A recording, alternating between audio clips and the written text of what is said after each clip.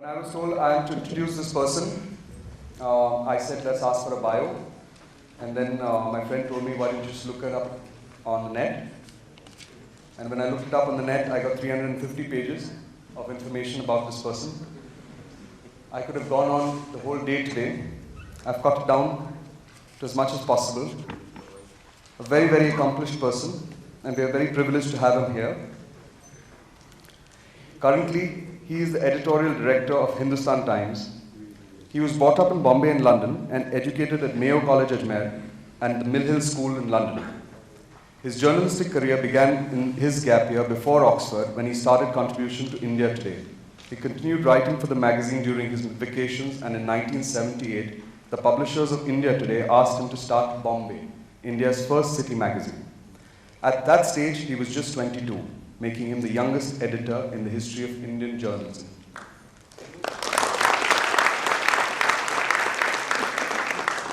The first issue of Bombay appeared in 1979, and though the magazine was an instant success, heralding the start of India's magazine boom, he left it in 1981 to live in London for a year. Awarded a traveling fellowship by the Inlax Foundation, he visited newspapers in the US and the UK for a project on how the Western media looked at India. In 1986, he was appointed editor of Sunday, a news magazine brought out by the ABP Group. By 1989, Sunday had become India's largest selling weekly magazine. In 1994, he became the consulting editor of the ABP Group, whose portfolio included, other than magazines like Sunday and Business World, the two largest newspapers in Eastern India, the Telegraph in English and the Anand Bazar Patrika in Bengali. In 1999, he became the editor of Hindustan Times, the largest selling English newspaper in Delhi, and over the next 2 years, launched new editions in Chandigarh, Calcutta, Ranchi, Bhopal, and other North Indian cities. By the end of 2003, he was appointed editorial director at HT Media Limited, the holding company of Hindustan Times, and it was in this capacity that he launched the paper's stunningly successful Bombay edition in July 2005. His column, Counterpoint, which he began in Sunday, now appears in the Sunday Hindustan Times and is possibly the most influential political column in the country. He also writes Pursuits, a column that appears in the weekend section of Mint, the business newspaper bought out by HT Media.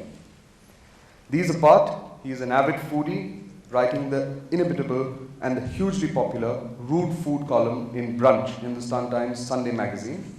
A collection of these columns was published by Penguin in 2004 called The Rude Food.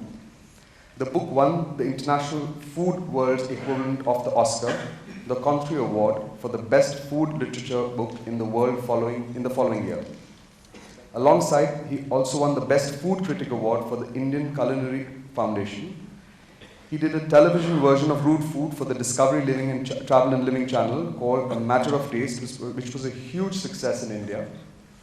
His TV career began in 1994 in Doordarshan, the state-owned broadcaster. Starting 1996, he hosted a number of programs for the Star Network. Amongst his successes are shows like A Question of Answers, Cover Story, and Star Talk. In 2006-07, he anchored 2 shows for NDTV, India's leading English news channel, Face the Music and One on One. He's won innumerable TV awards for his presentation skills and at many national and international forums, including the Asian Television Awards in Singapore. In 1993, he was named a Global Leader of Tomorrow of the World Economic Forum in Davos, and he is a member of several important advisory bodies attached to the Indian government, including the prestigious National Integration Council. In 2008, he also received the prestigious Rajiv Gandhi Journalism Award at a nationally televised ceremony. His published books include Rude Food, India, Then and Now, and Men of Steel, a collection of profiles of India's leading businessmen, which has been translated in 10 other languages and is a huge bestseller. Penguin will publish his biography of Madhav Rao Scindia this winter. On our request, he has come all the way down from Delhi. Please give him a very, very warm welcome, Veer Sanghvi.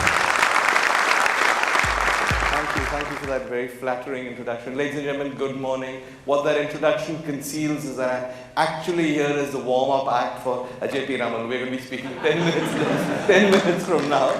Before we do that, they've asked me to speak very briefly. There's some good news and there's some bad news. The bad news first is that I don't have a presentation, so it's just going to be me boring you for 10 minutes. The good news is there will be no technical glitches because there's nothing technical about it. They asked me to speak about the nature of achievement in India because I've been doing, as he mentioned, Men of Steel, a book I did based on interviews with successful people in India. I did a television show for CNBC called Tycoons, again about successful people. And for the last 3 months, I've been doing a show on Star World called Achievers Club about the nature of achievement in India. And all this has got me thinking, what is it that makes for success in India? What makes an achiever in India? And the more I've thought about it, I've decided or I've discovered that because India itself is a country of paradoxes, it's famously said that for everything that is true about India, the exact opposite is also true. I think exactly the same thing is true with achievement. But let me tell you 3 things that I think characterize achievement in India today. The first is that as a country, more than ever, we are a feudal dynastic society. If you look at the top lawyers in this country under the age of 50, you will find that something like 60 to 70% of them have followed in their father's footsteps. If you look at the top doctors, maybe the figure is slightly lower, but a very, very high proportion of dynasty, of dynasty, of people following into their father's footsteps. Even in industries where traditionally all over the world there is no dynasty, India is replete with dynasty. Let's take the example of the film industry. When you go to a Hollywood movie and you see Brad Pitt or you see George Clooney, do you really wonder who his father was or how he was launched? It's irrelevant because the chances are, in the case of Brad Pitt and George Clooney, certainly, that his father had damn all to do with the movie industry. Not true in India. Something like 70 to 80% of all heroes in this country have a parental connection. They were launched by their fathers or they're part of the industry. So dynasty is alive and well in the most unlikely place, in the film industry. If you look at the heroines in the film industry, traditionally, even if people launched their sons, they were reluctant to launch their daughters.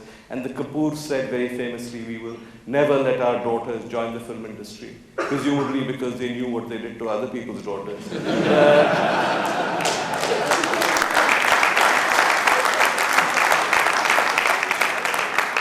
But even that's changed. Kareena Kapoor is one of the biggest star in the film, in female star. You look at the headlines, you read about Saif Ali Khan, you read about Kareena Kapoor. What does it strike you? Sharmila Tagore's son, Babita's daughter, Ranbir Kapoor's daughter. Everyone here is a dynasty. And yet, in a society that is so full of dynasty, achievement and success are possible. The one thing that I have learned while making this show and while talking to people is that social mobility across fields has actually increased. We're not, I think, at the American stage where you go from a log cabin to the White House, where a Horatio Alger story happens, where a guy who's really poor and is a pavement dweller out of Diwar or somewhere becomes a multimillionaire. That's not going to happen. But what's happening in India increasingly is that people from the educated middle class, people who didn't necessarily have a business background, are going into business and are succeeding. That's something that hasn't happened before in India. Industry has been traditionally dominated by the merchant class, what we would call the banyan class. That's still true to a large extent, and dynasty continues there. But there are more and more opportunities. There are more and more people outside this class who are making it. What does this tell us? What is the biggest consequence of the middle class making money, entering industry, becoming successful?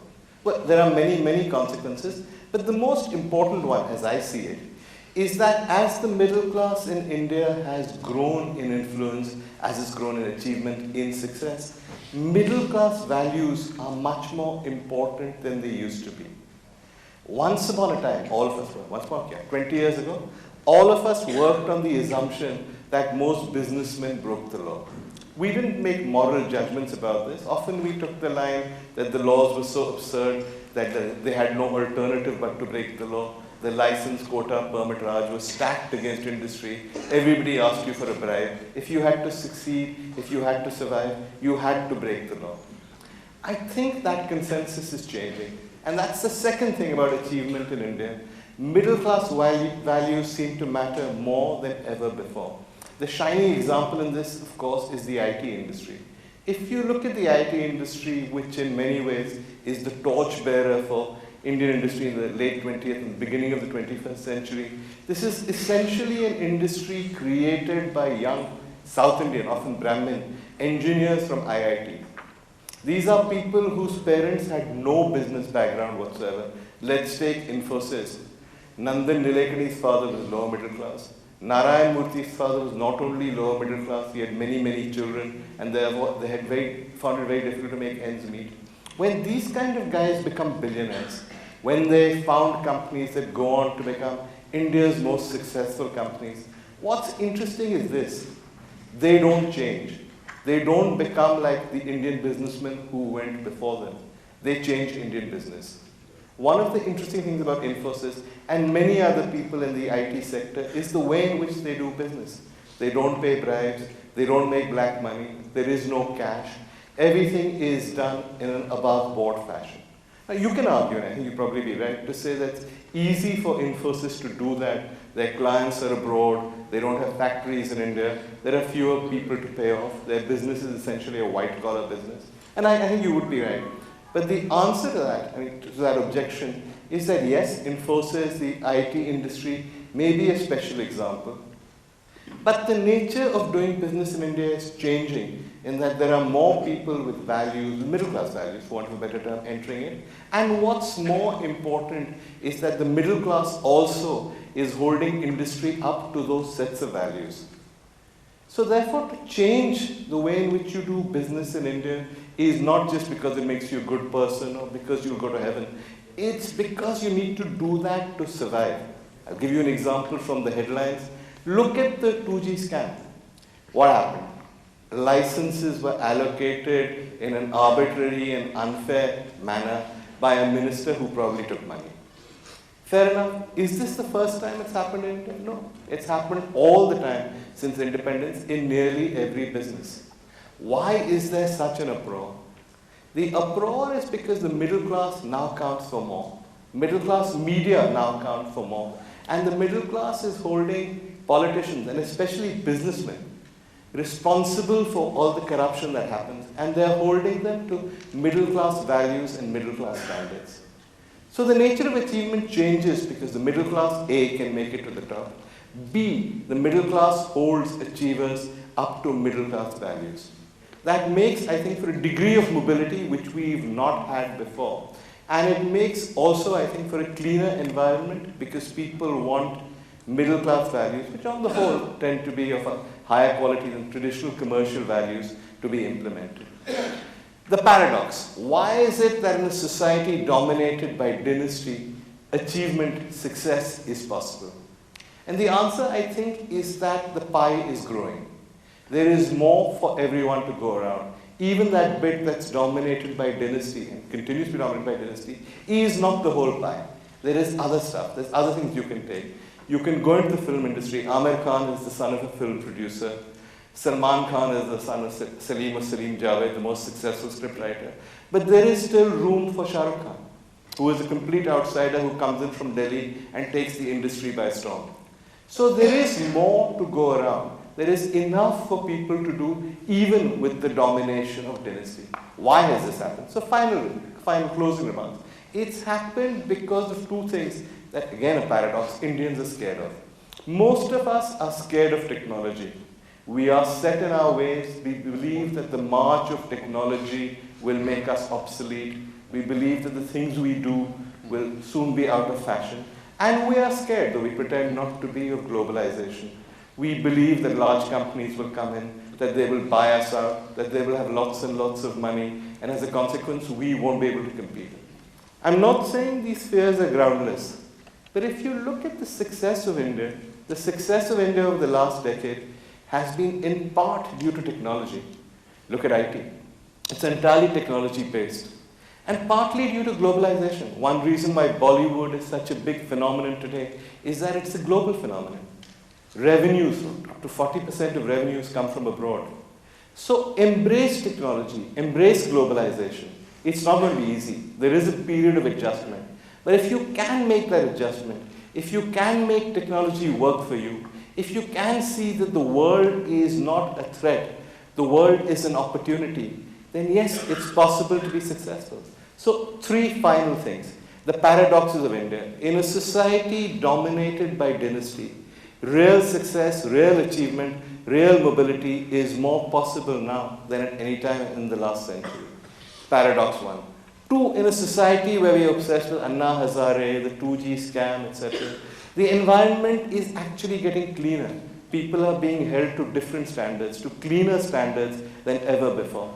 And 3, in a society where we are insecure that new technology will make us obsolete, that the world will come and wipe us out, actually India is using technology to its advantage. India is ready in that sense to conquer the world. Thank you very much.